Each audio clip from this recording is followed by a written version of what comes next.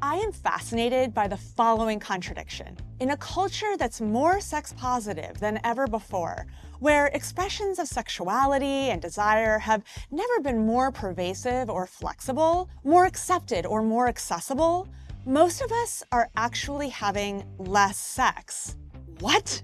Researchers have identified a range of culprits: technology use, social media, the widespread availability of porn, rising anxiety and depression rates, plastics, and even chemicals in our modern food supply, which can be endocrine disruptors. Regardless of the cause, what we really face is something no one is talking about: a crisis of desire. So what's standing in our way? Well, there are two pernicious and stubborn myths. One, that in the right relationship with the right person, sexual desire should just be effortless.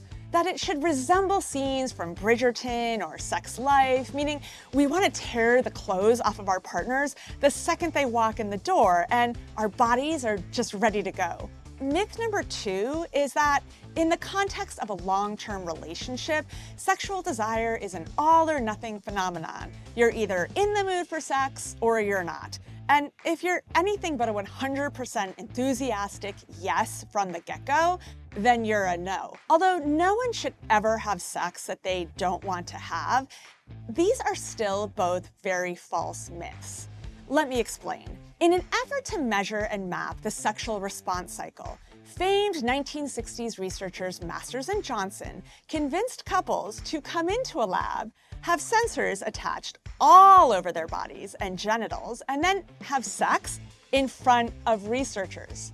The results of this study identified the four distinct stages of sexual response: excitement, plateau, orgasm, and resolution, as well as the distinct physiological changes that occur with each phase. Their research has enabled thousands of sex therapists to identify and treat numerous different sexual challenges, ranging from sexual performance issues to difficulty reaching orgasm. However, researchers agree that Masters and Johnson omitted something critical from their four-stage model: desire. In subsequent research, we now know that there are actually two types of sexual desire: responsive and spontaneous. Spontaneous desire is more common early on in a new relationship. It's effortless, powerful, and comes out of seemingly nowhere. Our partner walks into the room and boom, we're ready. Although some people naturally experience spontaneous desire quite regularly, it's rare for most people in long-term relationships. This is particularly true of women who, according to more recent research, tend to experience a steeper decline in sexual desire over the course of a long-term relationship than men. I'm here to tell you that this is all okay, because there's a second type of sexual desire that leads to just as amazing sex. Responsive desire is contextual. It usually happens once sexual activity has gotten underway, in response to the context and initiation of sexual stimulation. So what does that mean? Responsive desire takes time and requires planning, effort, and intention.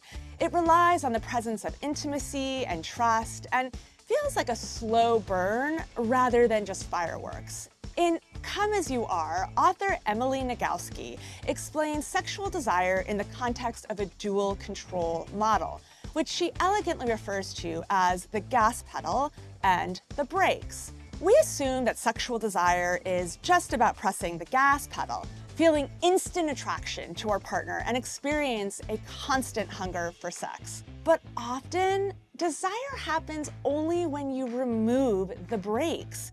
Newer research shows this can involve solving relationship issues, managing stress, healing from sexual shame and guilt, working on body image issues, or simply recovering from exhaustion.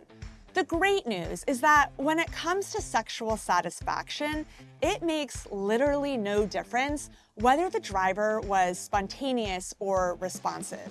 Both can result in mind-blowing, multi-orgasmic sex. In fact, some of the best sex happens when things start out slowly, when effort is put into creating the right context, when people give their minds and bodies a chance to respond, and when partners actively take steps to connect with each other. So, next time you think you're not in the mood, see if the mood can come to you.